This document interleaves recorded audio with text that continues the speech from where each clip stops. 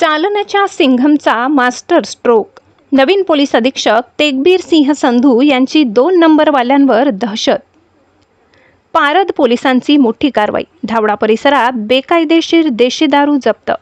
भोकरदन तालुक्यातील पारद पोलीस ठाण्याच्या हद्दीत येणाऱ्या धावडा परिसरात पोलिसांनी रविवार दिनांक 17 मे सायंकाळच्या सुमारास 2 वेगवेगळ्या ठिकाणी धाडी टाकून बेकायदेशीर देशी दारूचा साठा जप्त केला आहे. पारद पोलीस ठाण्याचे सहाय्यक पोलीस निरीक्षक API संतोष माने यांच्या मार्गदर्शनाखाली ही धडक कारवाई करण्यात आली असून या प्रकरणी एकूण 6 जणांविरुद्ध महाराष्ट्र दारूबंदी अधिनियमाअंतर्गत 2 स्वतंत्र गुन्हे दाखल करण्यात आले आहेत. पहिली कारवाई गुन्हे रजिस्टर नंबर 135/2026. पहिली कारवाई रविवारी दुपारी 4:45 सुमारास करण्यात आली.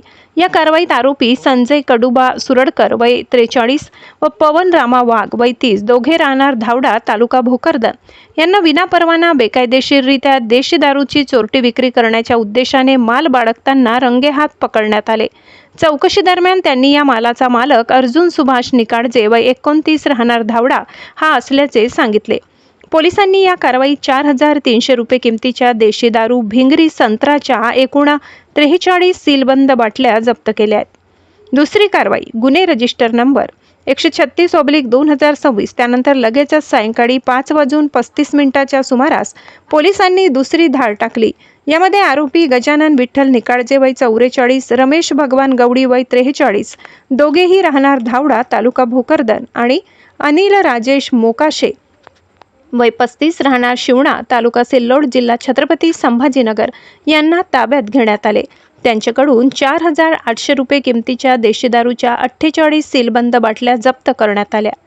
तपासाची सूत्रे.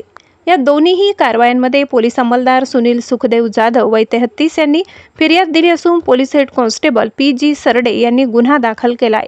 सहाय्यक पोलीस निरीक्षक संतोष माने यांच्या आदेशानुसार दोन्ही गुन्ह्यांचा पुढील तपास सहाय्यक पोलीस उपनिरीक्षक SN जायभाये हे करीत आहेत. पारद पोलिसांच्या या धडक कारवाईमुळे अवैध दारू विक्रेत्यांचे चांगलेच धाबे दणाणले आहेत. प्रतिनिधी Jaber Hussain Pathan, India News Pulse, Jalna.